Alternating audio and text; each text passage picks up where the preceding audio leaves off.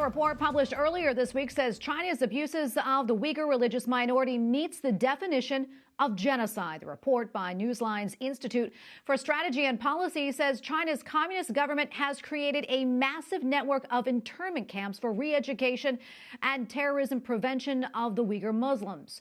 Chinese government officials have denied the accusations.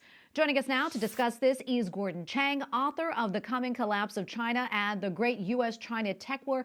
Gordon, welcome back. Always great to have you on. The report that we just mentioned also claims that China is violating every article in the United Nations definition of genocide in regard to the treatment of Uyghur Muslims in Xinjiang. Can you talk more about that and what else we know about this report?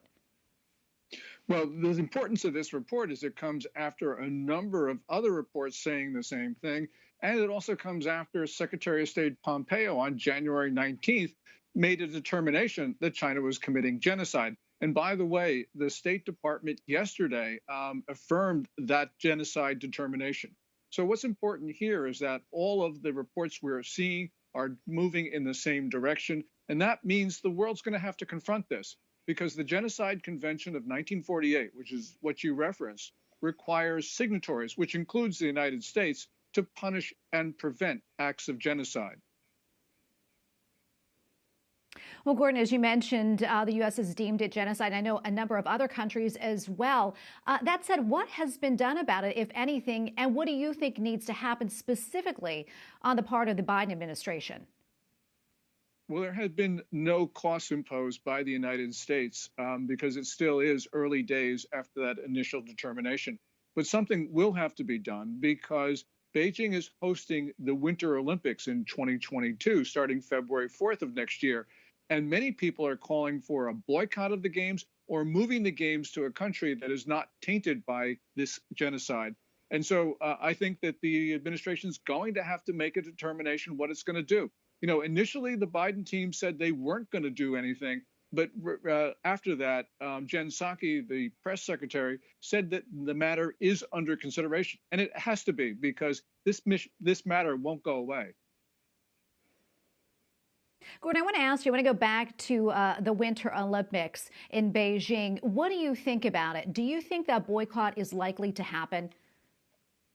I think that some countries might boycott. You know, first, though, Tracy, countries are going to ask the International Olympic Committee to move the games. And I think that that actually might gain some traction, even if there's a delay in holding the games, because the Summer Olympics, by the way, were delayed a year. But there's also something else that people don't talk about, and that is China's team should not be participating in the Olympics because Uyghurs, Kazakhs, Tibetans are not permitted to engage in sport as a practical matter. And the IOC in 1963 banned the South African team because of apartheid, because Black South Africans were not permitted to engage in sport. So I don't see how Beijing can host the games when its athletes shouldn't be participating in them.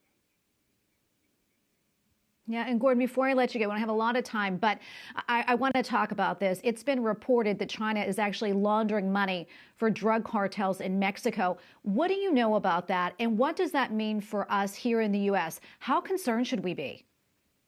We should be extremely concerned because these Chinese networks operate at least under the protection of the Chinese central government. U.S. law enforcement got no help from China on this. These new Chinese gangs are small. They're taking money from the United States and through electronic networks are moving them through China to Mexico. We can do something about this because every dollar account is in New York. But the Chinese are not helping because we could use their help in identifying these accounts. Well, Gordon, we're going to leave it right there. Thank you so much for coming on. We always appreciate your insight. Gordon Chang, author of The Coming Collapse of China and the Great U.S.-China Tech War. Thanks again. Thanks, Tracy.